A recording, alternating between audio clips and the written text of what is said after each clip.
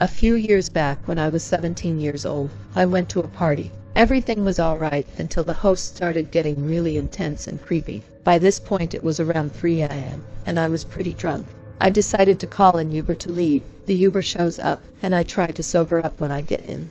The driver starts making small talk with me, and in the state I was in, I failed to see the red flags. He starts to ask me about the party I was at, and I told him about the creepy host. He tells me that I'm short and cute, and asks my age. Sensing a weird vibe from him, I told him I was a minor, thinking that would stop any further advances from him, but it turns out that was a horrible idea. He was driving pretty recklessly on the highway, and I snapped out of my drunken stupor real fast.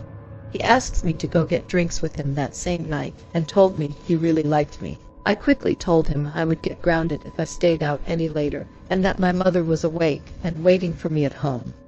Keep in mind I lived in Mexico, and the amount of people, especially women, that get murdered daily is ridiculously high.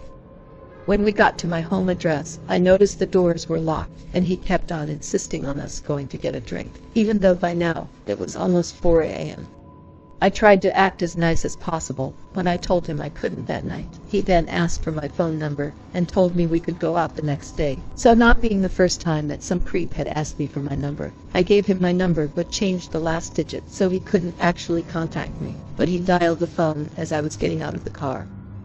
Of course my phone didn't ring, and he started getting agitated and said I gave him the wrong number. I played drunk and stupid and recited my number again, but actually said it correctly this time, in order for him to think he heard the last number wrong. He chuckled and said it was his mistake, and told me we'd see each other the next day. I made my way into my house and immediately woke my mom up because I was terrified. She managed to calm me down and told me to go to sleep. So I went into my bedroom and started putting my pajamas on when I heard my phone ringing. The Uber driver was trying to video call me, and I lost my shit when I saw that on my screen. I immediately denied the call, and then noticed he had sent me about 15 messages, asking what time he could come pick me up, and why I wasn't replying. Of course, I blocked him right away and thought that would be the end of it. The next day, I got a text from an unknown number. I checked the picture, and saw it was the driver. He asked me why I blocked him, and started spamming my number. Over the course of the next month, I would get messages from random phone numbers, and it quickly became obvious that it was the driver. I would always block him, but he would just keep on calling me. Eventually I reported him on the Uber app and changed my number.